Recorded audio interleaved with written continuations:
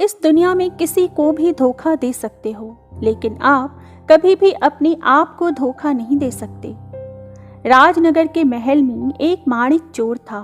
किसी को भी यह नहीं पता था कि वह है कौन। चोर ने सभी को इतना बेवकूफ़ बनाया कि उसके बारे में केवल एक ही बात पता चली थी कि वह महल में रहता था। राजा ने यह पता लगाने का फैसला कर लिया कि यह कौन है, और उसने एक बुद्धिमान बौने से मदद मांगी जो अपनी बुद्धि के लिए प्रसिद्ध था। बौना कुछ दिन तो यही देखता और सुनता रहा जब तक कि एक और चोरी नहीं हो गई। अगली सुबह बुद्धिमान बौना सभी महल निवासियों को एक ही कमरे में एक साथ मिला।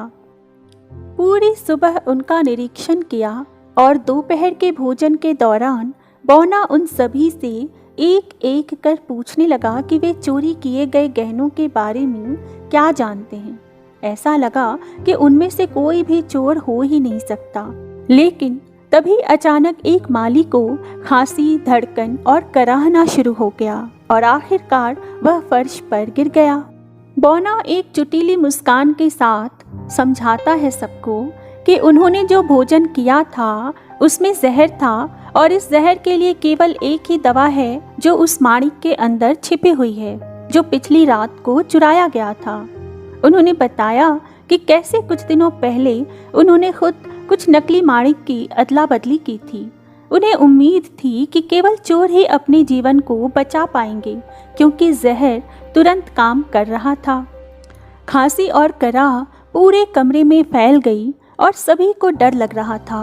एक व्यक्ति को छोड़कर सभी को, एक नौकर को उन गहनों को ढूंढने में देर नहीं लगी जहां उसने गहने और माणिक छुपाया था, क्योंकि अगर वह इस खोलने और उसके अंदर से अजीब तरल पीने में सफल होगा तो ही वह अपने जीवन को बचा पाएगा। माली वास्तव में बौने के सहायकों में से एक था और जहर थोड़ी देर के लिए कुछ तेज दर्द पैदा करने के लिए तैयार किया गया था। औषधि से ज्यादा वह कुछ भी नहीं था। लेकिन चोर तो अब पकड़ा जा चुका था और उसे सैनिकों द्वारा गिरफ्तार कर लिया गया और तुरंत अदालत ले जाया गया। राजा ने बौने का आभार व्यक्त किया और उदारता से अपने बुद्धिमान सलाहकार को पुरस्कृत भी किया।